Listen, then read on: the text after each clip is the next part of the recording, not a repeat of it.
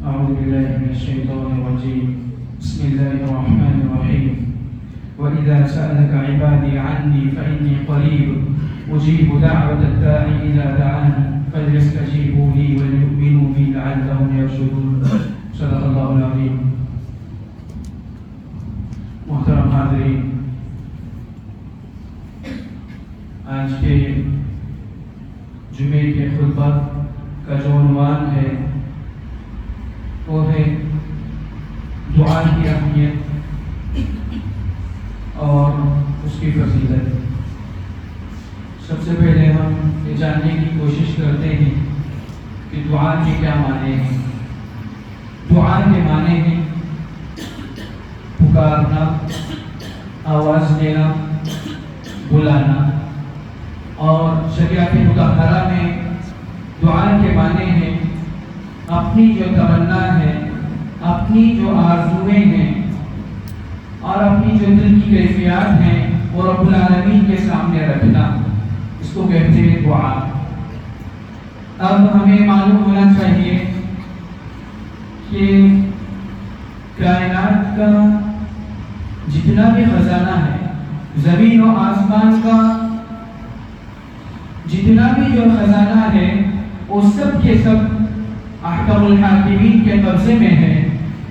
وہی بادشاہ ہے، وہی مالک ہے، وہی رازق ہے، اور خود رب العالمین کا ارشاد ہے، اللہ تعالیٰ فرماتا ہے یا ایھا الناس انتم الفقراء الی اللہ واللہ هو الغنی الحمید، کہ اے لوگوں تم سب کے سب اللہ کے نزدیک جو ہے فقیر ہو اور اللہ ہی بے نیاز اور وہی غنی ہے۔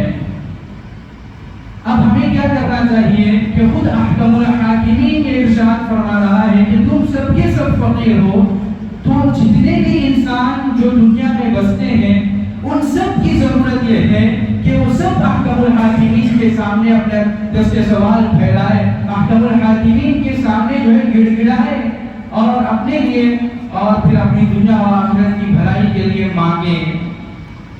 اب ہمیں سب سے پہلے جاننے کی کوشش کرنی چاہیے کہ دعا کی کیا اہمیت ہے۔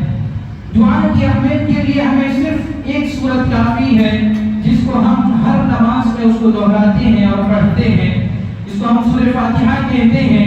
سورہ فاتحہ میں اللہ رب العالمین نے صرف دعا مانگنے کی تاکید نہیں فرمائی ہے، بلکہ سورہ فاتحہ میں اللہ رب العالمین نے دعا مانگنے کا طریقہ بھی سکھایا ہے کہ دعا کس طرح مانگنی چاہیے، دعا مانگنے کا طریقہ کیا ہے، یہ بھی اللہ رب العالمین نے ہمیں سمجھا دیا ہے۔ پھر قرآن مجید کی آیات میں جا بجا اللہ رب العالمین کے جو ارشادات ہیں اس سے ہمیں پتہ چلتا ہے کہ دعا کی کیا اہمیت ہے۔ اللہ تعالیٰ ارشاد فرماتا ہے وَإِذَا سَأَلَكَ عِبَادِي عَنِّي فَإِنِّي قَرِيبٌ، اللہ تعالیٰ اپنے رسول سے ارشاد فرماتا ہے کہ جب میرا بندہ میرے تعلق سے آپ سے پوچھے تو ان کو بتا دینا کہ میں بالکل قریب ہوں، اجیب دعوت الداع اذا دعان، جب بندہ کوئی دعا کرتا ہے تو میں دعا کرنے والے کی دعا کو قبول کرتا ہوں۔ احکم الحاکمین گارنٹی دے رہا ہے، ضمانت دے رہا ہے کہ کوئی بندہ خدا دعا کرے گا تو اس کی دعا کو جو ہے میں قبول کروں گا۔ پھر احادیث مبارکہ میں اللہ کے رسول صلی اللہ علیہ وسلم کے جو ارشادات ہیں اس سے تو ہمیں پتہ چلتا ہے کہ دعا کی کیا اہمیت ہے۔ اللہ کے رسول صلی اللہ علیہ وسلم ارشاد فرماتے ہیں کہ الدعاء هو العبادہ، دعا ہی عبادت ہے۔ ہم صرف جو اللہ تعالیٰ کے سامنے ہاتھ پھیلاتے اپنی ضرورت پوری نہیں کرتے اس سے، بلکہ دعا کا مانگنا یہ عین عبادت ہے۔ الدعاء مخ العبادہ، اللہ کے رسول صلی اللہ علیہ وسلم ارشاد فرماتے ہیں کہ دعا جو ہے عبادت کا مغز ہے، دعا ہی اصل ہے۔ پھر اللہ کے رسول صلی اللہ علیہ وسلم دوسری جگہ پر ارشاد فرماتے ہیں کہ الدعاء سلاح المؤمن، دعا جو ہے مومن کا ہتھیار ہے۔ ان تمام آیات کے ذریعے سے اور ان تمام احادیث کے ذریعے سے ہمیں پتہ چلتا ہے کہ دعا کی کتنی بڑی اہمیت ہے۔ اتنا ہی نہیں بلکہ اللہ کے رسول صلی اللہ علیہ وسلم نے یہاں تک ارشاد فرمایا ہے، دیکھیے ہم جانتے ہیں کہ ہم کسی کے پاس کوئی چیز مانگتے ہیں تو وہ کتنا بھی بڑا آدمی ہو دے دیتا ہے، ایک مرتبہ دے دیتا ہے، دو مرتبہ دے دیتا ہے، تین مرتبہ، اب کتنا بھی بڑا سبھی کیوں نہ ہو، اگر اس کے پاس ہم بار بار مانگیں گے تو غصہ ہو جائے گا، غصہ نہیں ہوگا تو سر کے اوپر اس کے اوپر بل تو کم از کم ضرور آئے گا، اس کے اندر سے اس کو تکلیف ہو جائے گی، چل جائے گی، والدین ہی کیوں نہ ہو،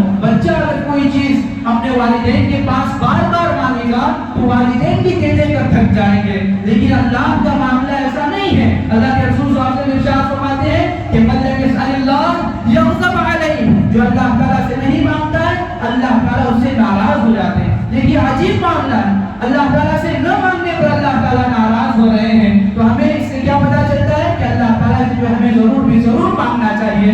آگے جو ہے ہمیں احادیث کے ذریعے سے پتہ چلے گا کہ کس وقت مانگنا چاہیے اور کیا مانگنا چاہیے اور دعا مانگنے کا کیا طریقہ ہے۔ دیکھیے دعا کے چند آداب ہیں، سورہ فاتحہ آپ کو سکھا رہی ہے کہ وہ آداب کیا ہے کہ سب سے پہلے دعا شروع کرتے وقت جو ہے ہم اللہ رب العالمین کی تعریف کریں۔ آسان ہے بالکل، الحمدللہ رب العالمین کہیں۔ سورہ فاتحہ کی دوسری آیت ہے، پہلی آیت بسم اللہ الرحمن الرحیم، دوسری آیت ہے الحمدللہ رب العالمین سے ہم شروع کریں دعا۔ اس کے بعد جو ہے اللہ کے رسول صلی اللہ علیہ وسلم پر جو ہے درود بھیجیں، اللہم صلی علی محمد، اتنا کہہ دیں۔ حضرت عثمان غنی رضی اللہ عنہ ارشاد فرماتے ہیں کہ جو اللہ کے رسول صلی اللہ علیہ وسلم پر جو ہے دعا کرتے وقت درود نہیں بھیجتا ہے اس کی دعا جو ہے معلق رہتی ہے، لٹکی رہتی ہے۔ جب اللہ کے رسول صلی اللہ علیہ وسلم پر درود بھیجا جائے گا اس وقت جو ہے اللہ تعالیٰ اس کی دعا کو قبول فرمائیں گے۔ تو ہمیں جو ہے سب سے پہلے اللہ کی تعریف، اس کے بعد جو ہے درود شریف کا اہتمام، اس کے بعد جو ہے اپنے گناہوں کا اقرار کرنا چاہیے۔ ہم جانتے ہیں، میں جانتا ہوں کہ میں نے کیا گناہ کیے، آپ جانتے ہیں کہ آپ نے کیا گناہ کیے۔ ہم اپنے گناہوں کا اقرار کریں، اپنی زبان پر لائیں ہم نے کیا گناہ کیا ہے، اور اللہ تعالیٰ سے سب سے پہلے اس کی معافی کا جو ہے معافی کا طلبگار ہوں، اللہ تعالیٰ سے اس کی معافی مانگے۔ پھر اس کے بعد جو ہے دعا کا بہترین طریقہ یہ ہے کہ اللہ تعالیٰ نے جو دنیا میں بڑی بڑی مخلوقات بنائی ہیں، جیسا کہ جو ہے آسمان ہے، زمین ہے، پہاڑ ہے، سمندر ہے، چاند ہے، سورج ہے، تارے، ان کا واسطہ ہے کہ اللہ تو اتنا بڑا نظام چلا رہا ہے، آسمان کو بغیر ستونوں کے تو نے کھڑا کیا ہے، زمین کو جو اس طرح سے بچھا دیا ہے، اور پہاڑوں کو زمین کی حفاظت کے لیے کاٹ رکھا ہے، اور سمندر کو جو ہے اتنے اہتمام کے ساتھ اور اتنے اچھے انتظام کے ساتھ چلا رہا ہے۔ یا اللہ میری دعا قبول کرنا آپ کے لیے کوئی بڑا معاملہ نہیں ہے، میری دعا قبول کرنا آپ کے لیے کوئی مشکل کام نہیں ہے۔ اس طرح اگر ہم اللہ تعالیٰ سے اللہ تعالیٰ کی مخلوقات کا واسطہ دے کر دعا کریں گے تو انشاءاللہ ضرور قبول ہو جائے گی۔ پھر جو ہے دعا کے چند مستحبات ہیں، دعا سے پہلے کوئی ایک نیک کام کریں، 2 رکعت نفل پڑھیں، روزہ رکھیں، یا پھر جو ہے کچھ صدقہ کریں، پھر دعا کے لیے جو ہے قبلہ رخ ہونا، اور پھر جو ہے نماز کے بعد اگر ہم دعا کر رہے ہیں تو باوضو رہتے ہی ہیں، دعا کے لیے جو باوضو رہنا یہ بھی مستحب ہے۔ پھر جو ہے دعا کے قبول ہونے کے چند مقامات ہیں، چند جگہیں ہیں، چند حالات ہیں کہ اگر ہم اس وقت دعائیں کریں گے، ان مقامات پر جا کر دعا کریں گے تو اللہ تعالیٰ سے امید ہے کہ اللہ تعالیٰ دعا قبول فرمائیں گے۔ تو سب سے پہلے دیکھیے یہاں پر چند چیزیں میں نے نوٹ کیا ہے، اس کے علاوہ بہت ساری ایسی چیزیں ہیں کہ دعا جہاں پر قبول ہوتی ہے، یا پھر وہ اوقات ہیں جہاں پر جو ہے دعائیں قبول ہوتی ہیں، لیکن چونکہ ہمارے پاس بالکل کم رہتا ہے اس وجہ سے میں نے مختصر چیزیں یہاں پر نوٹ کی ہیں۔ تو سب سے پہلے میں نے لکھا ہے کہ شب قدر کے وقت، شب قدر جو ہوتی ہے، لیلۃ القدر جو ہوتی ہے، جو رمضان کے آخری عشرے میں ہوتی ہے، اس رات میں اگر کوئی بندہ خدا دعا کرے گا تو زیادہ امید ہے کہ اللہ تعالیٰ اس کی دعائیں کو قبول فرمائے گا۔ پھر پورا رمضان مبارک میں کسی بھی وقت میں، دن کے وقت میں، رات کے وقت میں، بندہ جب اللہ تعالیٰ سے ہاتھ اٹھا کر گڑ گڑائے گا تو اللہ تعالیٰ اس کی دعا کو ضرور قبول فرمائیں گے۔ پھر آج جو جمعے کا دن ہے، اس دن میں گزشتہ جو رات گزری ہے وہ رات بھی اور جمعے کا پورا دن بھی، اس وقت میں کسی بھی وقت میں ہم اللہ تعالیٰ سے ہاتھ اٹھا کر دعائیں کریں گے تو اللہ تعالیٰ ضرور دعا قبول کریں گے۔ خاص طور پر جمعے کے دن 2 اوقات ایسے ہوتے ہیں، بہت سارے اقوال ہیں، تقریباً جو ہے 49 اقوال ہیں کہ جمعے کے دن کس وقت دعائیں قبول ہوتی ہیں، لیکن محدثین نے ان میں سے 2 قول کو، 2 جو احادیث میں وارد ہوئے ہیں ان کو جو ہے بہت زیادہ ترجیح دی ہے۔ ایک جو ہے خطیب جب منبر پر کھڑا ہوتا ہے اس وقت سے لے کر جمعے کی نماز سے فارغ ہونے تک، اور دوسرا جو قول ہے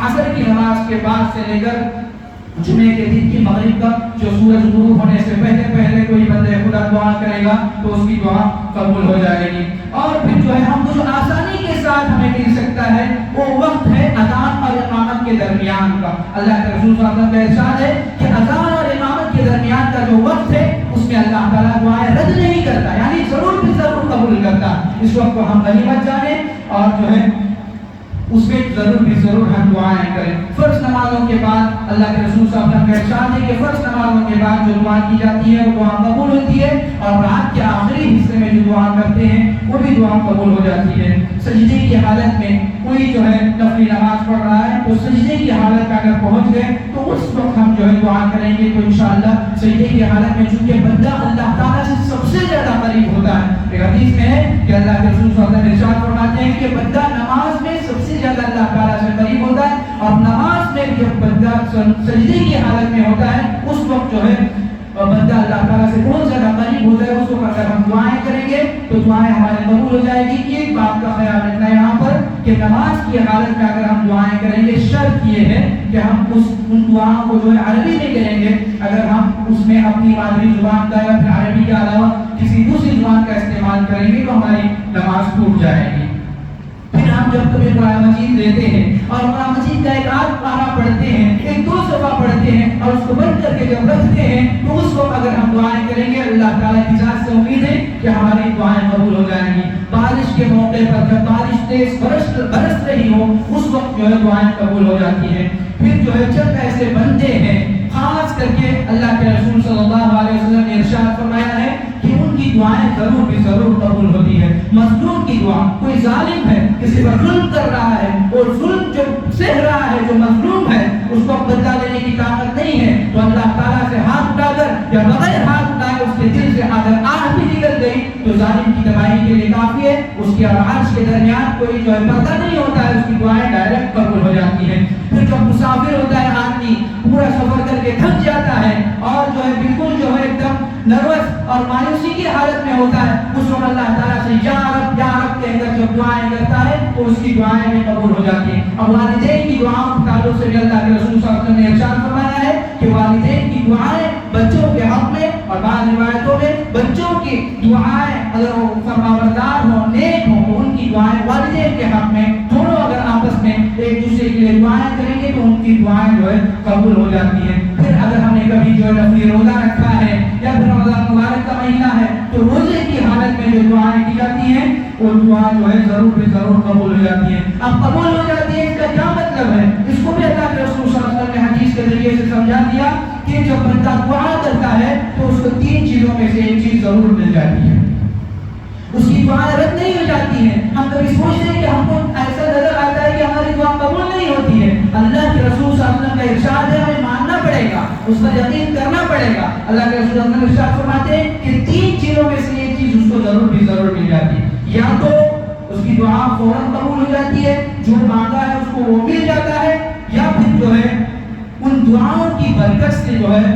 کوئی بڑا حادثہ ہونے والا تھا وہ حادثہ ٹل جاتا ہے, وہ حادثہ رک جاتا ہے. آسمانی کوئی آفت آنے والی تھی وہ آفت رک جاتی ہے. تیسرے نمبر پر جو ہے اگر یہ بھی نہیں ہوا وہ بھی نہیں ہوا تو اللہ کے رسول صلی اللہ علیہ وسلم ارشاد فرماتے ہیں کہ ان دعاؤں کو ذخیرہ بنا کر رکھ دیا جاتا ہے, اور ان دعاؤں کو جو ہے محفوظ رکھا جاتا ہے. قیامت کے دن اعمال اور نیک اعمال کی شکل میں ان بندوں کو دیا جائے گا. جتنی بھی دعائیں کیا ہے ان کا جو ہے پورا نیک اعمال میں شمار کیا جائے گا اور اس کو ثواب کی شکل میں قیامت کے دن اس کو دیا جائے گا. اب ایک بات چیزیں ایسی ہوتی ہیں کہ دعا کی قبولیت کے لیے رکاوٹ بنتی ہے, دعائیں قبول نہیں ہوتی ہیں. اب ہم پریشان ہو جاتے ہیں کہ دعائیں کیوں قبول نہیں ہوتی. اس میں سے چند چیزیں جو ہے یہ ہیں. ایک یہ ہے کہ ہم گناہ کی دعا نہ کریں. گناہ کی اگر کوئی دعا کرے گا یا اللہ میں چوری کرنے کے لیے جا رہا ہوں میری چوری آسان کر دے, یہ دعائیں ایسی جو دعائیں ہیں کہ اللہ میں زنا کرنے کے لیے جا رہا ہوں میرے زنا کرنا میرے لیے آسان کر دے, یہ جو گناہ کی دعائیں ہیں یہ اللہ تبارک و تعالیٰ قبول نہیں فرماتے. پھر قضا رحمی کی دعا, 2 دوستوں کے درمیان بہت اچھی محبت دیکھی, دعا کر رہا اللہ تعالیٰ یہ اللہ تعالیٰ سے دعا کر رہا ہے کہ 2 دوستوں کے درمیان, اس 2 میاں بیوی کے درمیان بہت اچھی محبت ہے کہ اللہ کے درمیان نفرت پیدا کر دے. ایسی سب دعائیں جو اللہ تبارک و تعالیٰ کو پسند نہیں ہے اور اللہ تعالیٰ دعا قبول بھی نہیں کرتے ہیں.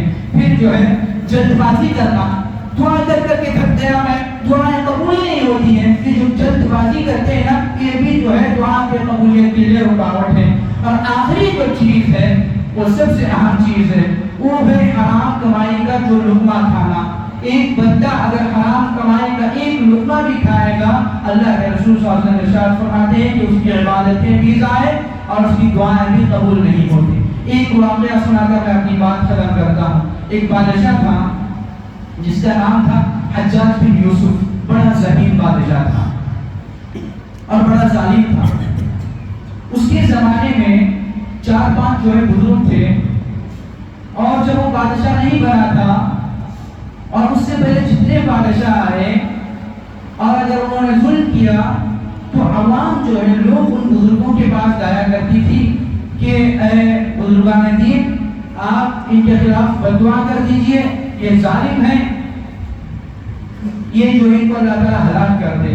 تو وہ بزرگ جو ہے ان بادشاہوں کو حق میں جو ہے دعائیں کرتے تھے، اور وہ جو بادشاہ ہوتے تھے وہ ان کی دعاؤں کی بدولت سے جو ہے ہلاک ہو جاتے تھے. وہ بزرگان جین جو ہے وہ مستجاب الدعوات کہتے تھے ان کو، یعنی اللہ تعالیٰ ان کی دعاؤں کو جو ہے فوراً قبول کر دیتا تھا. بعض لوگ ایسے ہوتے ہیں کہ اللہ تعالیٰ ان کی دعائیں فوراً قبول کر دیتا ہے.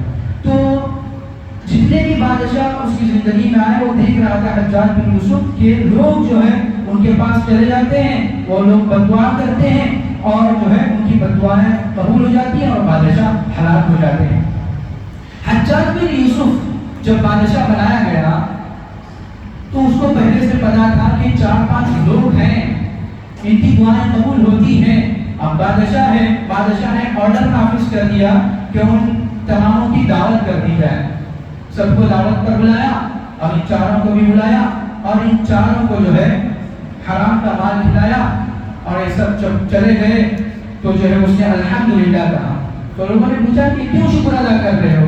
تو کہنے لگا کہ بھائی 4 بزرگوں کو حرام کا مال کھلایا ہے، اب ان کی بددعا میرے حق میں قبول نہیں ہو سکتی. دھوکہ دے کر جو ہے حرام کا مال کھلایا اور ان کو جو ہے مستجاب الدعوات کی لسٹ سے ختم کر دیا. بہرحال ہمیں اپنا جائزہ لینا چاہیے کہ ہم کتنی دعائیں اللہ تعالیٰ کے پاس مانگتے ہیں. ماشاءاللہ میں دیکھتا ہوں کہ بہت سارے بزرگ بھی ہیں اور بہت سارے نوجوان بھی ہیں، نمازوں کے بعد جو ہے مسجد کے کونے میں پڑے رہتے ہیں اور اللہ تعالیٰ سے لو لگائے رہتے ہیں کہ اللہ تعالیٰ سے مانگتے ہیں اور اللہ تعالیٰ سے برابر وصول کر لیتے ہیں کہ جتنی بھی چیزیں ہم اللہ تعالیٰ سے کرتے ہیں. لیکن مجموعی طور پر ہمیں دیکھنا چاہیے کہ ہمیں اگر موقع ملتا ہے تو ہم دعائیں کرتے ہیں یا نہیں، یا پھر جو ہے صرف سلام پھیرنے کے بعد جو امام دعا کے لیے ہاتھ اٹھاتا ہے اس پر آمین کہہ کر ہم چلے جاتے ہیں. ایسا بھی نہیں ہونا چاہیے. ہم اللہ تعالیٰ کے پاس ہماری ضروریات کو اپنی زبان میں رکھنا چاہیے. جن اوقات میں ہم لوگوں نے اب جان لیا کہ کتنے اوقات میں دعائیں قبول ہوتی ہیں، ان اوقات کو نوٹ کر جب بھی کسی بھی حالت میں ہو، اگر جو ہے ہمیں جو ہے جتنے مستحبات ہیں، جتنی سنتیں ہیں، ان کو اگر ہم گھیر نہیں سکتے، ان تماموں پر عمل نہیں کر سکتے، ہم اگر کسی بھی حالت میں ہو تو اللہ تعالیٰ سے دعائیں کریں گے، اللہ تعالیٰ دعائیں قبول کرے گا ہی انشاءاللہ. اس نیت کے ساتھ اگر دعائیں کریں گے تو اللہ تعالیٰ ضرور قبول کریں گے. اب ہم جائزہ لیں، اگر ہم دعائیں کر رہے ہیں، اللہ تعالیٰ سے وصول کر رہے ہیں، بہت بڑی عبادت کے ساتھ ہم اپنے مسائل حل بھی کر رہے ہیں، اور اگر ہم نہیں کر رہے ہیں تو ہم دعا زیادہ سے زیادہ کرنے والے بن جائیں اور اللہ تعالیٰ سے زیادہ وصول کرنے والے بن جائیں. بس یہ چند باتوں کے ساتھ میں اپنی بات کو ختم کرتا ہوں. اور ایک دعا کی درخواست ہے کہ جناب کولا شاہد صاحب کی جو دختر ہے ان کا ہارٹ کا بہت بڑا آپریشن ابھی چل رہا ہے. گھر والے جو آپ خدا سے دعا کر رہے ہیں، اللہ تعالیٰ سے ہم دعا کریں کہ اللہ تعالیٰ ان کو آپریشن کامیاب کرے اور ان کو عافیت کے ساتھ گھر تک پہنچائے.